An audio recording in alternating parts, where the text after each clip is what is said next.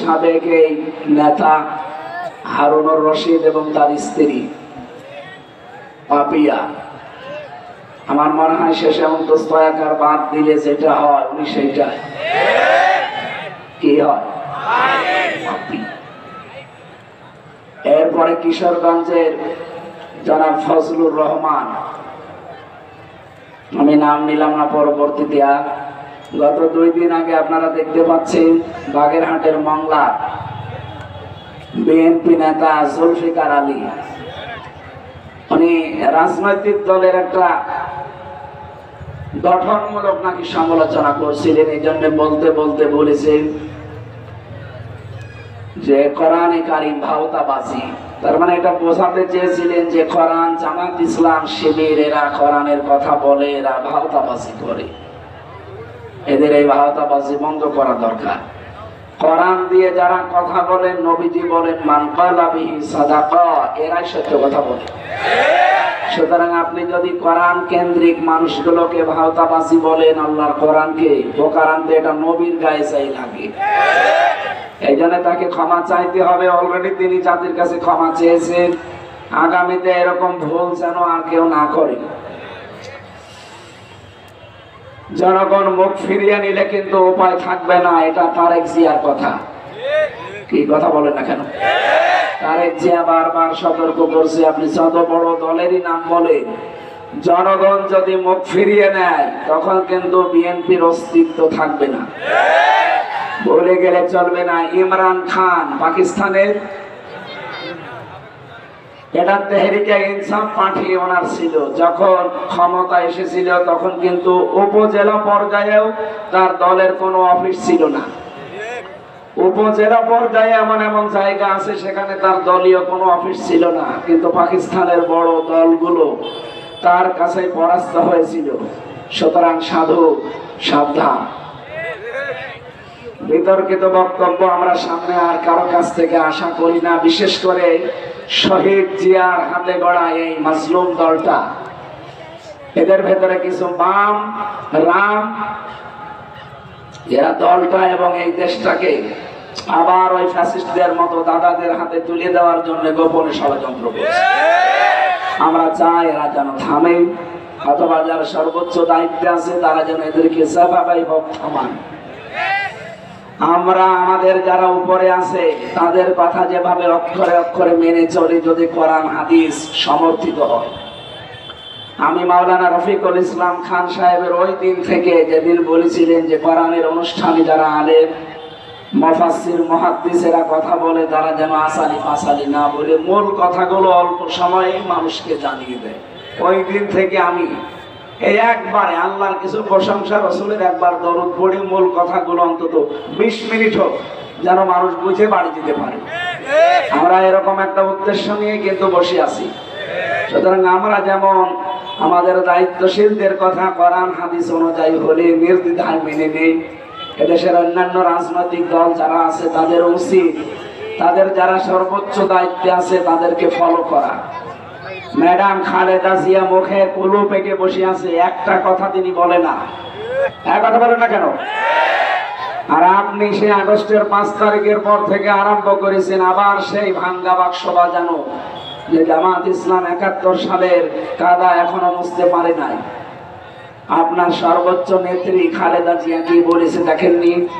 যে জামাত নেতৃবৃন্দকে হিংসার বশবর্তী হয়ে রাজনৈতিক প্রতিহিংসার কারণে তাদেরকে এভাবে একটার পর একটা ফাঁসি দিয়েছে। আপনি কি ম্যাডাম খালেদা জিয়া চাইতেও বড় বিএনপি করেন?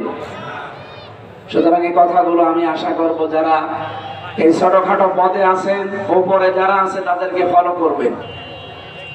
ম্যাডাম খালেদা জিয়া মুখে কলু পেটে বসে আছে, তারেক জিয়া একটা কথা বলে না। আর কোন কার সে উটকা ফুটকা উল্টা পাল্টা লোকগুলো এসে দলের একটা বদনাম করে মানুষের সামনে, বিশেষ করে ইসলামপন্থী যত দল আছে তাদের বিরুদ্ধে আপনি নিজেকে দাঁড় করিয়ে দিয়েছেন এই দলটাকে।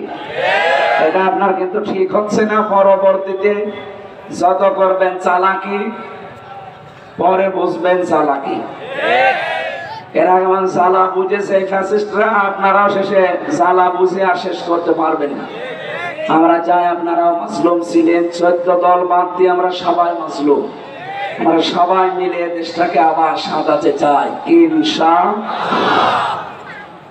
আল্লাহ যেন এটা সারা দুনিয়ায় ছড়িয়ে, যারা এখনো ওলট পালট চিন্তা নিয়ে আছেন তাদেরকে যেন বুঝ দান করেন, বলেন আমিন। কথা বলার শুরুতেই মাসলুম একজন মানুষের পক্ষে আমি কথা বলছি। জিন্দা শহীদ যাকে বলা হয়, জনাব এটিএম আজহারুল ইসলাম, কালকে তার রায় আছে। আমরা চাই ফ্যাসিস্টদের যত মামলা ছিল সব মামলা থেকে কিন্তু অনেকেই অব্যাহতি পাচ্ছে, বিশেষ করে লুৎফুজ্জামান বাবুর, তিনিও ফাঁসির মামলার আসামি ছিলেন। এক কথা বলে না কেন? তাকে যদি ছেড়ে দেওয়া হয়, সুতরাং এখন আর আমাদেরকে হাইকোর্ট দেখাবেন না, এই বাধা এই বাধা, কোনো বাধা নেই।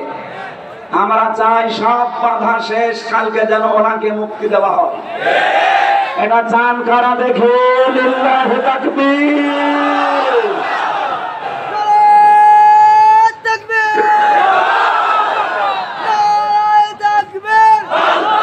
আলহামদুলিল্লাহ।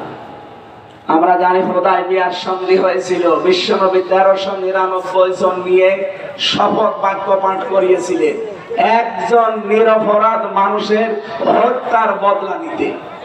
তিনি হযরত ওসমান ইবনে আফফান। ওরা যখন ঘোষণা দিয়েছে যে ওসমানকে মেরে ফেলা হয়েছে, নবীজি বললেন হজের ইহরাম খুলে ফেলো, রোজা রেখেছো রোজা ভেঙে ফেলো, এই বাবলা গাছের নিচে আমার হাতের উপরে হাত দাও। ইয়াদুল্লাহি ফাওকা আইদিহিম, ওই হাতগুলো আল্লাহর হাতের উপরে ছিল। নবীজি 1399 জনকে বললেন আমার হাতের উপরে হাত লাগাও, এটা আল্লাহর হাতের উপরে হাত লাগানোর শামিল। আমি দুইটা ফরজ বিধান এখন অলরেডি লঙ্ঘন করে ফেলেছি, একটা রোজা আর একটা হজ। কেন? একটা নিরপরাধ মানুষকে ওরা মেরে ফেলেছে। এই হত্যার প্রতিশোধ না নিয়ে আমরা কেউ মদিনায় ফেরত যাব না। নবীজি একা যেতে পারতেন প্রতিশোধ নিতে না, 1399 জনকে তিনি বায়াত গ্রহণ করালেন, শপথ বাক্য পাঠ করালেন এবং নিজে সর্বশেষ নিজের এই বাম হাতটা উপরে তুলে দিলেন। সাহাবীরা বলে হুজুর এইটা কি? নবীজি বলেন এই মাত্র কোরআনের আয়াত নাযিল হয়েছে, লাকাদ রাদিয়াল্লাহু আনিল মুমিনিন ইয ইউবাইউনাকা তাহতা শাজারাতি। আল্লাহ অবশ্যই খুশি হয়ে গেছে, খুশি হবে না। রাদিয়া এটা মাঝি, এটা পাস্ট, এটা অতীতের সিগা। আল্লাহ বলেন আমি রাজি হয়ে গেছি অলরেডি। কাদের উপরে? এই মুমিনদের উপরে, যারা আপনার হাতের উপরে হাত দিয়ে গাছের নিচে শপথ বাক্য পাঠ করছে। আমি তাদেরকে 3টা বিষয় দিয়ে দেব।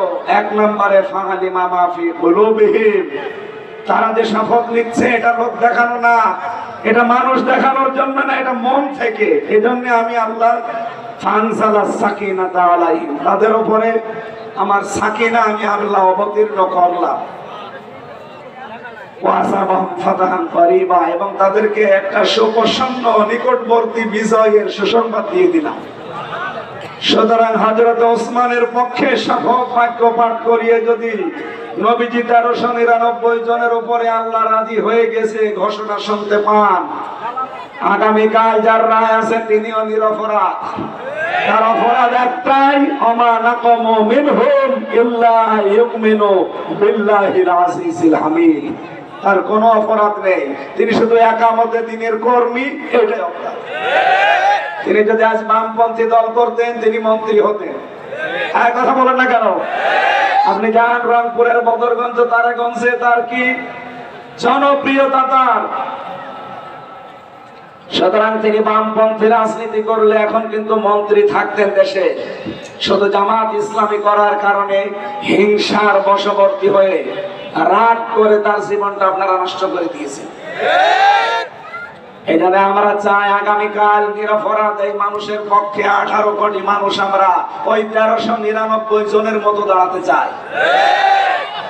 ওনাদের উপরে যদি আল্লাহ রাজি থাকে একটা নিরপরাধ মানুষের পক্ষে দাঁড়ানোর কারণে, এটিএম আজহারুল ইসলামের পক্ষে আগামীকাল সারা দেশে যে বিক্ষোভ, যে যেখান থেকে পারেন যদি নেমে যান, আল্লাহর কসম আল্লাহ রাজি হয়ে যাবে ইনশাআল্লাহ। আপনারা রাজি নেই নামতে চান? এটা রেকর্ড হচ্ছে, সারা দেশে ছড়াচ্ছে। আমরা চাই কালকে সারা দেশ থেকে 18 কোটি মানুষ যেন জেলা থানা সব জায়গায় এটিএম আজহারুলের মুক্তি চায়। যারা যারা চান এখানে হাত তোলেন, লিল্লাহি তাকবীর। মুক্তি মুক্তি মুক্তি চাই।